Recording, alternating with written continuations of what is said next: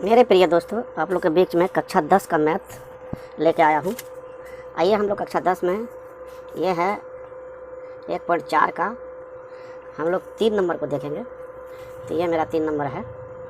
पूछा गया कुछ वास्तविक संख्याओं के दशमलव % नीचे दिए गए हैं। प्रत्येक स्थिति के लिए निर्धारित कीजिए कि यह संख्या परिमेय संख्या है या नहीं है। यदि है तो परिमेय संख्या है तो p/q के रूप में है, रूप की है तो क्यू के मान बता रहा है। क्यू के अभाज्य गुणनखंड के बारे में आप क्या कह सकते हैं, सवाल पूछा है। तो दोस्तों यह क्वेश्चन को हमने कॉपी में आइए नोट किए हैं। तो देखिए यहाँ पे इसके बारे में हम क्या कह सकते हैं, सवाल ही पूछा गया है।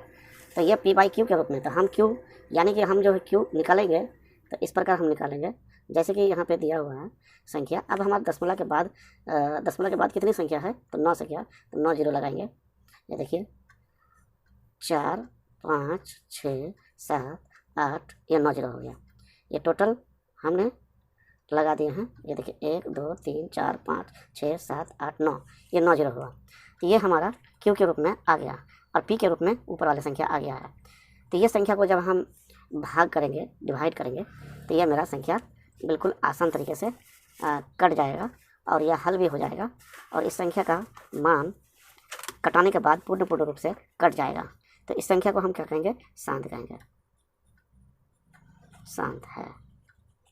और यह p/q के रूप में भी है, p/q के रूप में है, q का मान निकल जाएगा। लेकिन दोस्तों अब इसका 2 नंबर जो देख रहे हैं, तो ये संख्या का यहाँ देखिए डॉट डॉट दिया हुआ है, तो हम इसका अंदाज़ा नहीं लगा सकते हैं। इसलिए इसका q का मान हम प्राप्त नहीं कर सकते हैं। q का मान प्राप्त, क्योंकि p का मान संतुलन नहीं है, तो हम q का मान भी प्राप्त नहीं कर सकते हैं। तो ये संख्या जो है अशांत होगा दोस्तों, अशांत है। अगला है दोस्तों, यहाँ पे देखिए ये कटेगा तो, लेकिन फिर आगे का संख्या फिर दुना पुनः प्राप्त हो जाएगा। फिर इसी तरीके से फिर संख्या आएगा। तो दोस्तों इसका अगर प्राप्त करेगा भी तो वह संख्या जो है आपका फिर पुनः आने लगेगा। तो इस दशा में जो है कटाने पर हमारा संख्या प्राप्त आते रहेगा।